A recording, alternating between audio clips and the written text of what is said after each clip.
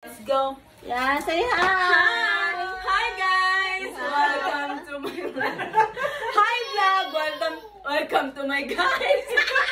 Ay, nangigtan.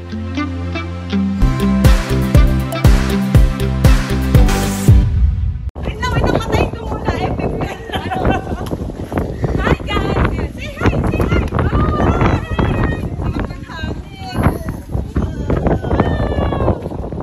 Hi guys! Dinig nyo ba yung lakas ng hangin? Ang sarap nga maglakad ngayong araw at tuwang-tuwa si Yumi. Nandito kami sa convenience store at dito kami nag-aantay ng taxi. Samantala, ang magninang magkasama. Wow, close na sila. In fairness kay Yumi, parang ang bilis lang niya nakilala ang ninang Erlyn niya. Siyempre, nung una, nangiba siya, pero after ilang minuto, sumama na rin naman siya sa ninang niya. At sa lahat ng tao na kasalamuhan namin dito sa Taiwan, si Erlyn ang kauna-unahan niyang sinamahan. Kahit nga yung tatay ayaw samahan eh. Una silang nag-meet ng first birthday ni Yumi. Ito kaya siguro magaan ang loob ni Yumi kay Erlyn. At after ilang try, ay napasama na rin ni Ate Angel si Yumi sa kanya. Oo nga pala, bago ko makalimutan, gusto ko ipakilala sa inyo si Ate Angel at si Erlyn. Kung matatandaan nyo, meron akong vlog tungkol sa surprise parcel. Ito yun Sila kasi ang mga kaibigan ko na nagpadala nun sa akin. At kung nagtataka naman kayo kung paano ako nagkaroon ng kaibigan dito sa Taiwan, ay hindi ko rin alam. Hindi. Joke lang. Para sa mga hindi nakakaalam, dati kasi ako nagtatrabaho sa Taiwan. Yes. Hindi lang halata. At mabalik na nga tayo sa video, no? Nagpicture-picture nga muna sila dyan habang nag-aantay kami sa elevator. At nandito na kami. Pagdating namin, si Yumi tuwang-tuwa kasi nakita niya yung mga upuan, iba-iba ang kulay. Inaaway pa nga niya ang papa niya. Umuupo kasi doon, pinapaalis naman niya. Iniisa-isa nga ni Yumi ang punta sa mga upuan, tapos binabanggit niya kung anong kulay yun. Kita nyo naman, ang bata, tuwang-tuwa. Ay, may pagsakay pa Akala mo'y lumilipad. Pagtapos ni Yumi sa mga upuan, sunod siya nagpunta dito. Hindi ko alam kung anong tawag dito. Basta huhulugan siya ng coins, pero hindi ko alam kung anong mangyayari. Pero binabalik-balikan talaga ni Yumi itong mga upuan. Talaga natutuwa siya dito. Nayaya na nga ni Yumi ang kanyang ninang Angel. Siguro ay naghahanap na siya ng kalaro. Paano ba naman ang kasama niya puro matatanda? O ang sunod naman niyang nayaya ay ang kanyang ninang Erlyn. Nung nakita ito ni Yumi, yung pwede siya magmaneho. Hala, ang tuwa niya. Halos ayaw na niyang umalis dyan. Kaya hinayaan ko na lang muna siyang maglaro. Nako baby, panlalaki naman yan eh. Ewan ko ba kay Yumi, ang natitripan mga kutsi-kutsihan. O akala niyo may dinadrive talaga siya. Wala, at hindi ko naman hinulugan. Meanwhile,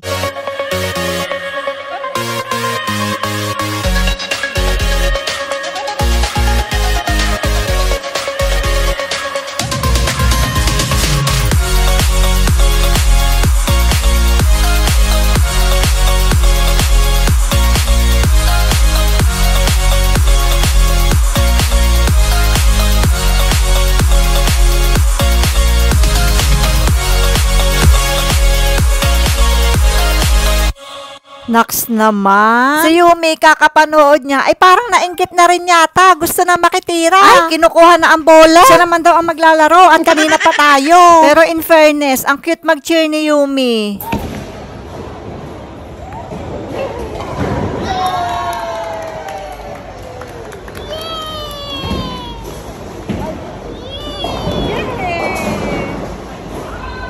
Diba? Pagkatapos namin mag-bowling, ay sunod namin pinuntahan itong arcade. Siyempre, nakakita na naman si Yumi ng pwede niyang sakyan. Kaya sige, sakyan natin yan!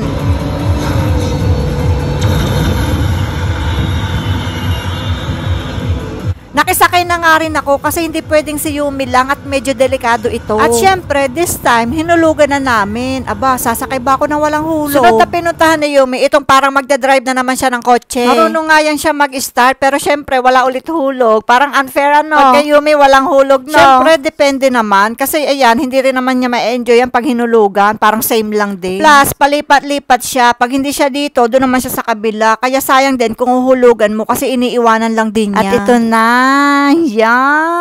Yan ha, hinulugan na namin to. Kaya lang, hindi pa siya nagtatagal, ay nagpapababa na. Ayun pala, gusto palang lumipat dito sa color yellow na sasakyan. Sige baby, sakyan mo lahat ng gusto mong sakyan. Akong bahala. At wow, ginawang tagabantay ni Yumi ang kanyang ninong. Sa lakad nga naming ito, ay medyo napahinga ako kahit papaano. Paano ba naman, may mga ninang at ninong akong kahalili kay Yumi. O diba, pagkatapos ng ninong Manuel niya magbantay, si Ate Angel naman. Siyempre, ang nanay, masayang masaya. Upo-upo magulang, tapos chika dito, chika doon. Pagkatapos nga ni Yumi kay Ate Angel, lumapit naman siya kay Erlyn. O diba, nagyayaya na. Turn na daw ni Erlyn, siya naman na magbantay kay Yumi. Tama na daw ang chismisan at siya na lang daw ang alagaan. Wala na nga nagawa sa Erlyn, kaya napasakay na rin siya. Pero alam nyo, ang maganda dito, pwedeng sumakay ang matatanda sa ganitong sakayan. Kasi sa Pinas, pambata lang talaga, hindi ka pwedeng sumakay. At sa labas ng arcade, merong ganito. May bilihan ng mga laruan, pero may naka-open na rin ng mga laruan. Parang tester, ganyan. Tapos, pwede siyang ipalaro sa mga bata. Kaya si Yumi, todo laro doon. Kaya lahat ng pwedeng laruin ni Yumi, nilaro na niya. Alam niyo, sa totoo lang, ang sarap mamili sana. Kaya lang, wala naman din kaming paglalagyan. Saka medyo mahal din ang presyuhan. Kasi nasa loob kami ng mall, pero magaganda talaga siya, promise. Ganito nga ang itsura niya, no? Ayan. Ganyan ang mga binibenta nila dito. At bago ko pa malimutan, nandito pala kami sa big city, sa Hsinchu. From Taipei, ay dito na kami mag-i-stay sa Hsinchu hanggang sa makauwi kami ng Pinas. Alam niyo na kung bakit pinili namin na dito na lang sa Hsinchu mag-stay.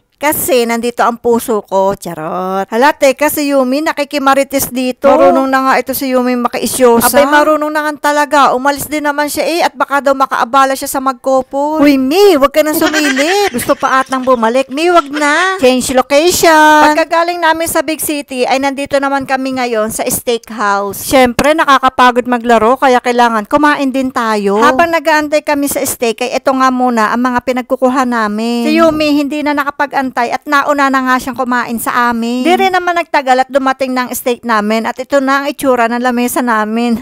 Punong-puno. Dahil hindi kami kasya sa isang table, ang mga kumare at kumpare ko ay dito sa kabilang table. Siya, kakain muna kami. Bye!